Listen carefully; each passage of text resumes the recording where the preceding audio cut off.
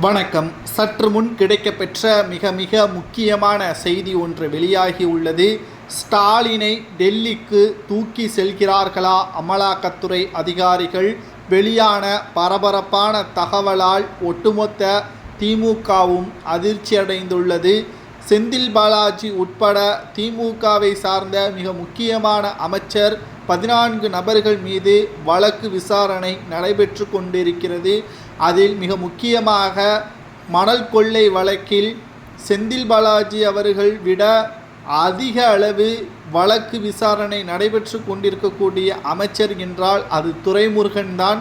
மணல் கொள்ளையின் மாஃபியா என்று அழைக்கப்படக்கூடிய கரிகாலனை விட இவர்தான் அதிக அளவு கொள்ளையடித்த பணங்கள். ஒட்டுமொத்த முதல்வர் பதவியை விட எனக்கு நீர்வளத்துறை அமைச்சர் பதவிதான் வேண்டும் என்று அடம்பிடித்து அந்த பதவியை பெற்று 3 ஆண்டுகளில் மட்டுமே சுமார் 7500 கோடி வரை மணல் கொள்ளை சேட்டலைட் மூலமாக இந்திய நிர்வாகம் ஒட்டுமொத்த மத்திய அரசே தமிழகத்தை கண்காணிக்கக்கூடிய வகையில் கடந்த சில மாதங்களாகவே விசாரணையை தீவிரப்படுத்தியுள்ளது.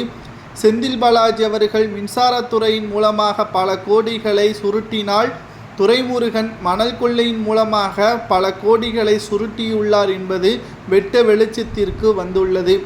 இந்த ஒரு சூழலில்தான் இது அனைத்தும் ஸ்டாலின் கையெழுத்து இல்லாமல் நடைபெறுவதற்கு வாய்ப்புகளே இல்லை என்ற அடிப்படையில் முதற்கட்ட விசாரணைக்காக முதல் முறையாக டெல்லிக்கு ஸ்டாலினை அழைத்து செல்ல உள்ளதாகவும், இந்த விசாரணையானது முதல்வர் பதவியில் இருக்கக்கூடிய காரணத்தினால் நீதிமன்றத்தின் அனுமதியை பெற்று இந்த வழக்கு விசாரணை நடைபெறும் என்றும் கூறப்படுகிறது. செம்மண் கடத்தல் ஒட்டுமொத்த வழக்கு மட்டுமல்ல, மணல் கொள்ளையின் மூலமாக கனிம வளங்கள் அனைத்தும் சுரண்டப்படுவது என்பது தென் மாவட்டங்களில் அதிக அளவு பிரச்சாரங்கள் மூலமாகவும் போராட்டங்கள் மூலமாகவும் தினம்தோறும் பத்திரிகைகளில் நம்மால் பார்க்க முடிகிறது. காவல்துறையினர் ஒட்டுமொத்த ஆதரவோடு இந்த கனிம வள கொள்ளை நடைபெற்று வருவதை நம்மால் பார்க்க முடிகிறது.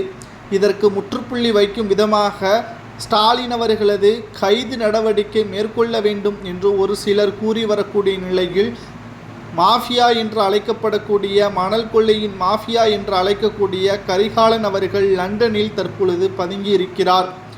அடுத்த கட்ட நடவடிக்கை விசாரணையே துரைமுருகன் மூலமாக ஏற்பட வேண்டும் என்றால் அதற்கான ஆவணங்களை சரியான முறையில் எடுக்க வேண்டும்.